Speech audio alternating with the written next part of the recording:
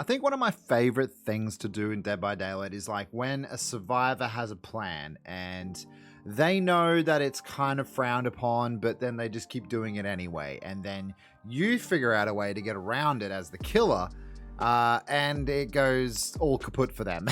Like it just like everything just goes wrong and they don't get what they want. And of course, that always leads to their fee-fees being hurt. And in this case, this episode of Stream Salt, that's exactly what's happened. Now, I'm pretty sure they weren't a 4-man Survivor Friends team because one of them came into my stream later on and went, check out this guy. So he obviously agreed with me that one of them was overreacting. So that story checks out. That's all fine. Not a problem at all.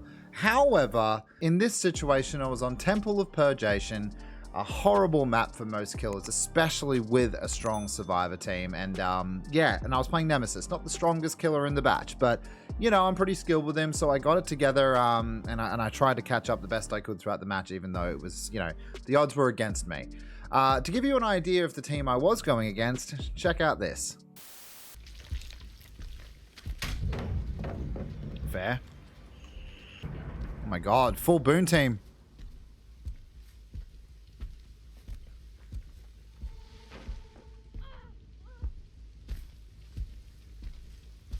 Can I be in a chase, please? Why is this a new thing? Ugh, fucking Christ, this map.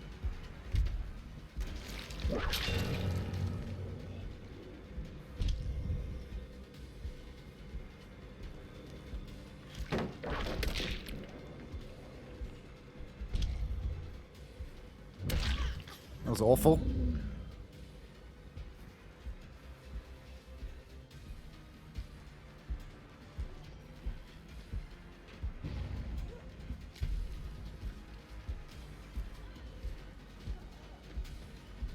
Oh my god! Oh, here we go. Big dick fucking protection clan.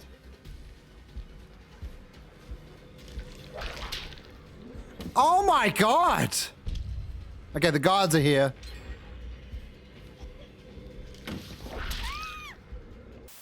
Right, so a couple of things I noticed as well after these chases was during 2 chases at the start of the game that everyone was going to the main building. Now, if that was normal behavior, I wouldn't think anything of it. I was like, okay, survivors are playing optimally, that's fine. And they were playing really well.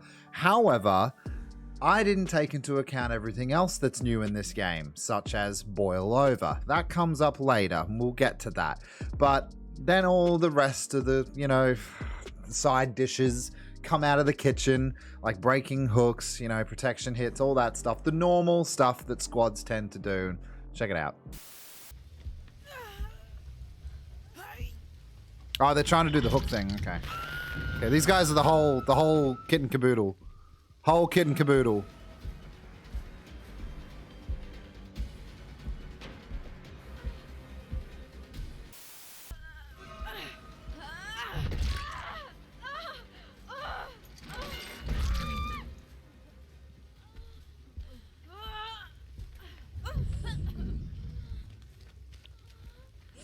Cool.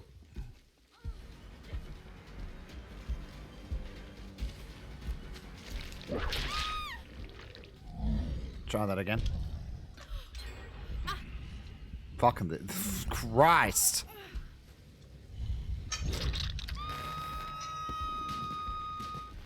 Blocked it.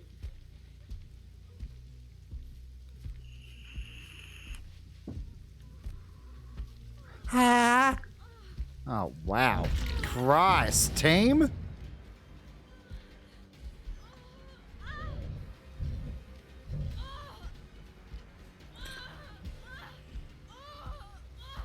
Ah, really? Nice.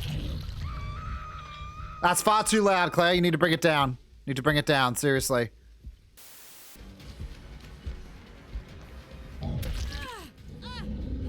Oh! Oh!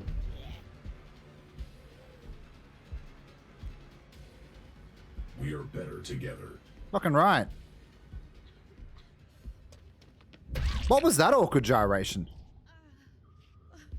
That was weird.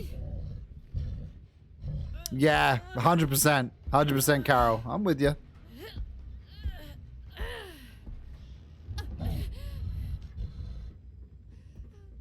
What just happened? Can someone tell me what just happened?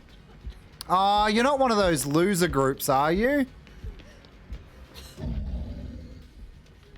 You're doing ball over. Yeah, I get you. We'll go the long way around for you. Christ! The memes. Nice.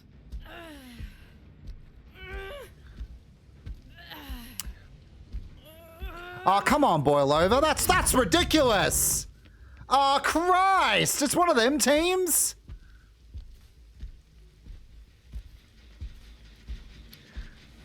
Ah, so lame. So lame, Survivor friends. So lame.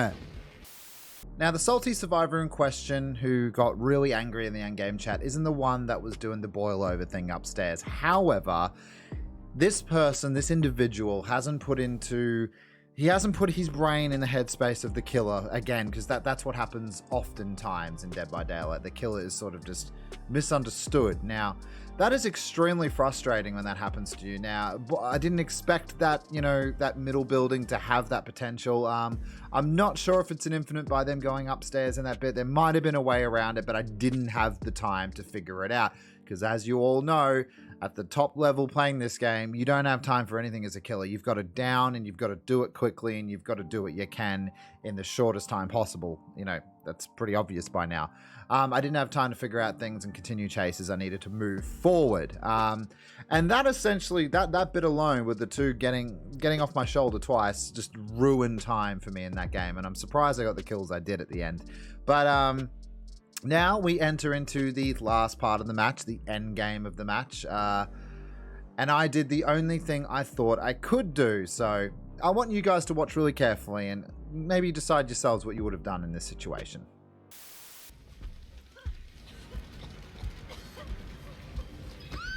Oh, that was pretty cool.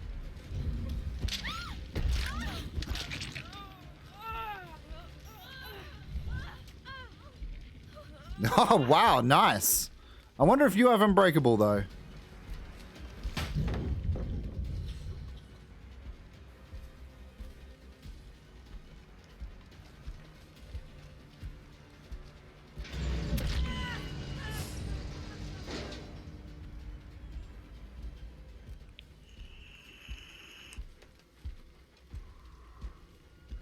They do sometimes, dude.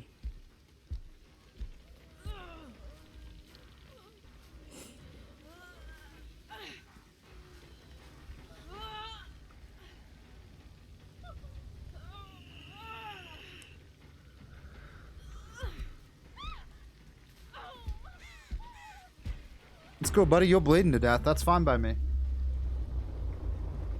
It's good that he's crawling in the corner.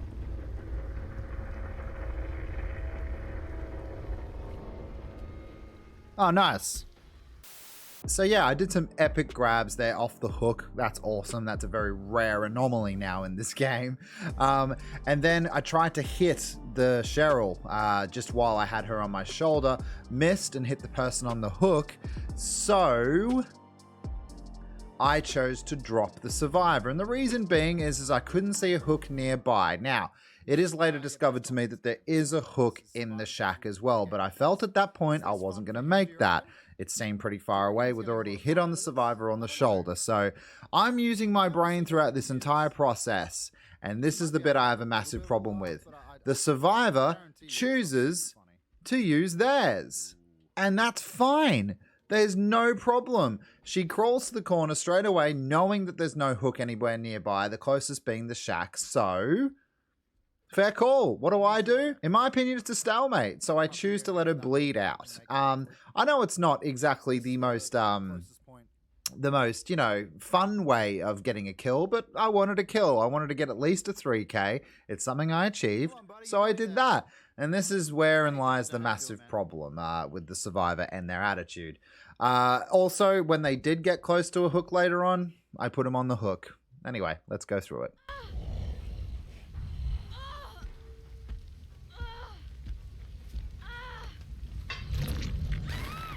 There we go. What did I get? 3K? That's not too bad considering. Yeah. That boil over shit is just fucking annoying. What a loser. Speak for yourself.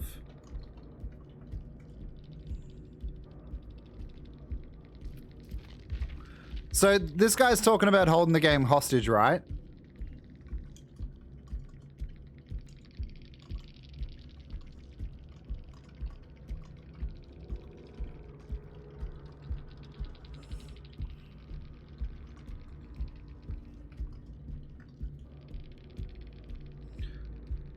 Crawls to corner. Yeah, exactly. Abatha, how you doing, man? But I had a guy up in Maine putting boil over on me. So I had to do that.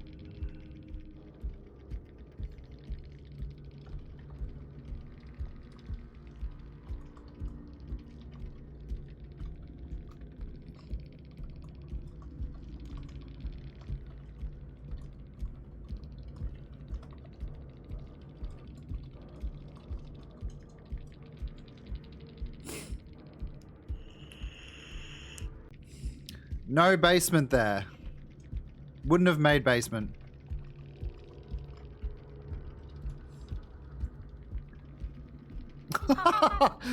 Boomer. Nice. Someone is a little mad about dying. Dude, chill. Yeah, so he called me a boomer and all that shit, saying I was, you know, pathetic and delusional or whatever, all because I was doing my objective of playing the game and trying to kill him.